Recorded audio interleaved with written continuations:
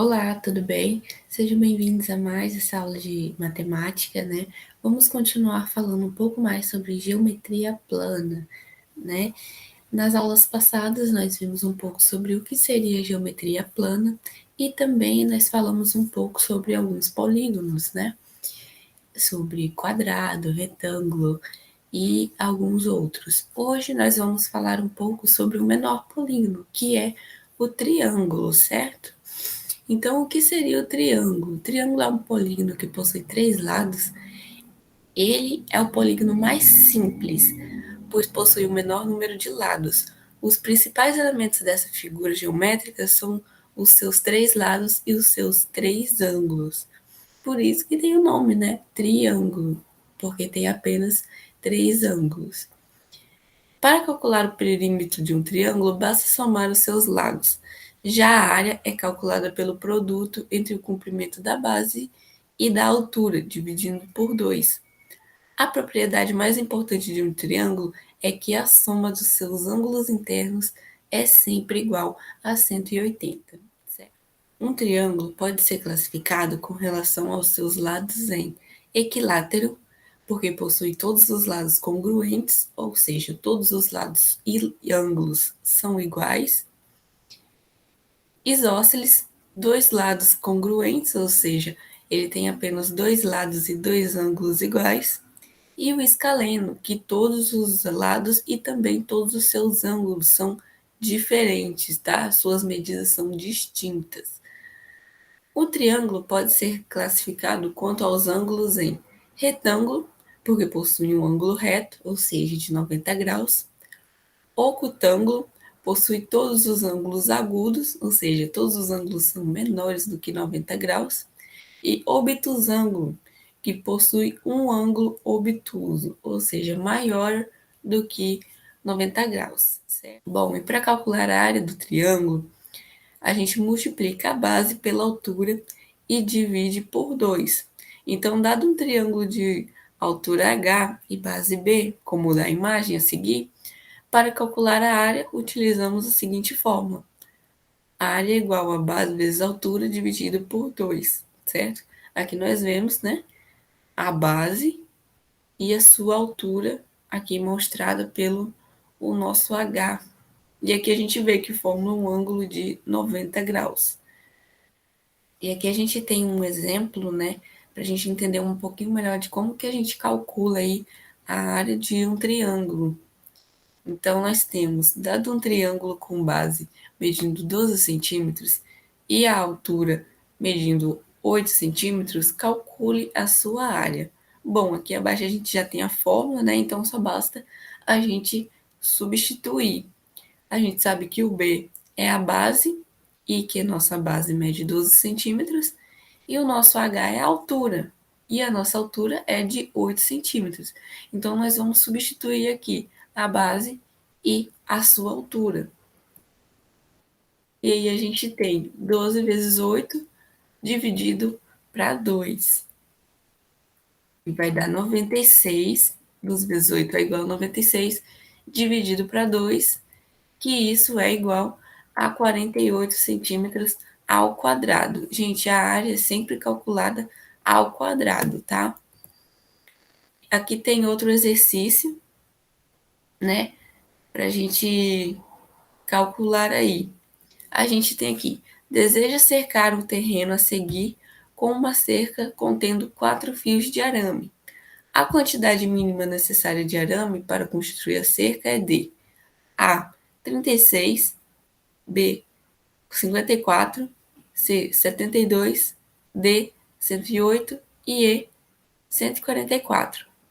Bom, então a gente vai fazer esse exercício agora, tá? Para a gente poder praticar um pouquinho mais sobre essa questão de área e perímetro. Bom, pessoal, a gente viu a questão, né, ali, que diz a seguinte: deseja-se cercar um terreno com uma cerca contendo 4 fios de arame. Qual a quantidade mínima de arame que pode construir essa cerca? E aqui a gente tem as nossas opções. Bom, aqui a gente não precisa fazer muita coisa, é uma coisa bem simples, que é o quê? Calcular o perímetro deste terreno, né? E como é que a gente calcula o perímetro? A gente simplesmente soma os lados, né? Perímetro igual a lado mais lado mais lado, certo? Substituindo aqui, a gente tem que o nosso perímetro é igual a 9 metros mais 12 metros mais 15 metros. Isso aqui dá o total de 36 metros, né? O nosso perímetro. Esse aqui seria se fosse uma cerca de apenas um arame, mas como aqui a gente viu que ele quer uma cerca com 4 fios de arame, então a gente vai pegar esse 36 aqui, que é o nosso perímetro, e vai multiplicar por 4, tá? Pela quantidade de fios necessária. Então, a gente vai ter aqui que a quantidade de fios é o perímetro vezes 4, tá? Vezes 4 aí somente por conta da quantidade de fios necessária. Então, a gente tem que é 36 o nosso perímetro vezes 4, que isso dá aí que a nossa quantidade de fios necessárias é de 144 metros, que seria aqui a nossa letra E, tudo bem? Essa seria a opção correta. Fiquem atentos aos detalhes das questões, tá? Bom, gente, é impossível falar de triângulo, né, e não lembrar de trigonometria, porque é uma coisa que cai muito no Enem e também uma coisa um pouquinho mais complicada. E a gente sabe que na trigonometria a gente tem a existência da hipotenusa e dos seus catetos, né? Então, vamos ver aqui que a trigonometria no triângulo retângulo é o estudo entre os triângulos que possuem um ângulo interno de 90 graus, chamado de ângulo reto. O triângulo retângulo é formado por catetos, são os lados do triângulo que formam um ângulo reto, são classificados em cateto adjacente e cateto oposto. E também nós temos a sua hipotenusa, né? Que é o lado oposto ao ângulo reto, sendo considerado o maior lado do triângulo. Então, aqui abaixo nós vemos os dois segmentos de reto formando, né, perdão, o ângulo reto, né, de 90 graus aqui, seu segmento de reta, e nós temos os dois catetos, que seriam essas duas partes aqui onde estão o ângulo reto. Já a hipotenusa, ela está sempre oposta a esse ângulo reto, então é o maior lado do triângulo, igual nós vemos aqui na imagem. Segundo o teorema de Pitágoras, a soma dos quadrados do cateto de um triângulo retângulo é igual ao quadrado de sua hipotenusa, né? Então aqui abaixo a gente vê que hipotenusa ao quadrado é igual a cateto adjacente ao quadrado mais cateto oposto ao quadrado. E sempre que a gente for calcular, por exemplo, alguma coisa que não está implícita lá no nosso desenho, na nossa questão, a gente pode usar o teorema de Pitágoras aí para tentar resolver essa questão, né? Para tentarmos achar o nosso x da questão. E aqui a gente tem algumas relaçõezinhas, né? Para a gente descobrir o seno de um triângulo retângulo, a gente tem que o seno ele é igual ao cateto oposto dividido pela sua hipotenusa. Já o cosseno, perdão, é o cateto adjacente dividido pela sua hipotenusa. Já a tangente, ela é dividida pelos seus catetos, né? Cateto oposto dividido pelo cateto adjacente. Bom, pessoal, aqui é a nossa tabela, né?